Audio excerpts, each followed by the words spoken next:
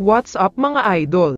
2 SMB superstars, hindi na daw maglalaro sa Game 4. Pero bago mo sana ipagpatuloy ang panonood mo, ay huwag mong kalimutan na mag-subscribe bilang suporta sa aking YouTube channel. Maraming salamat idol.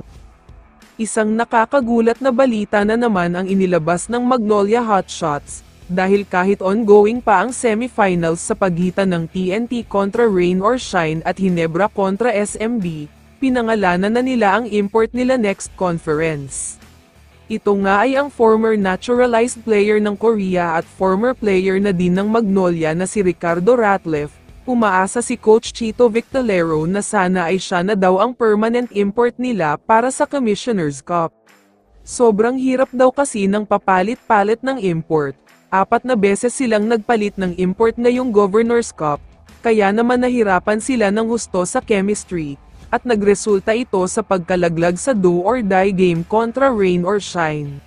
Sa kabilang banda naman, dumako na tayo sa usapan tungkol sa Hinebra at SMB. Ngayong araw na ang pinakahinihintay ng lahat ng mga fans, dahil ngayong Miyerkules, October 16 ay gaganapin na ang Game 4 Finals.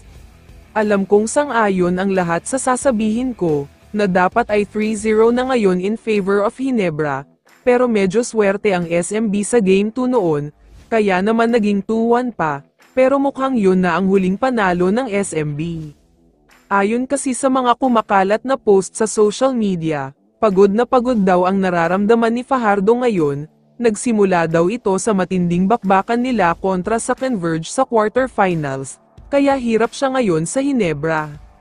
Kung napansin nyo ay bumaba talaga ng husto ang stats niya ngayong semis. Pati nga mga sports analyst ay sinasabing epekto daw ito ng fatigue, lalo pat mabilis ang style of play ng Hinebra ngayon, yan ay dahil sa dami nilang guards. Posibleng hindi din maglalaro si Marcio Lasseter sa crucial Game 4, dahil iniinda nga daw nito ang last play noong Game 3, kung saan naglanding siya sa player ng Hinebra, na inirereklamong hindi tinawagan ng flagrant foul.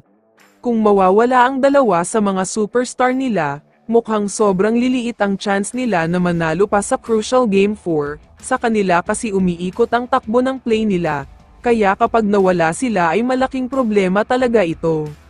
At kung sakali man na matatalo ang SMB sa Game 4 at maging 3-1 na ang serye, malabo nang makakabalik pa ang SMB dito.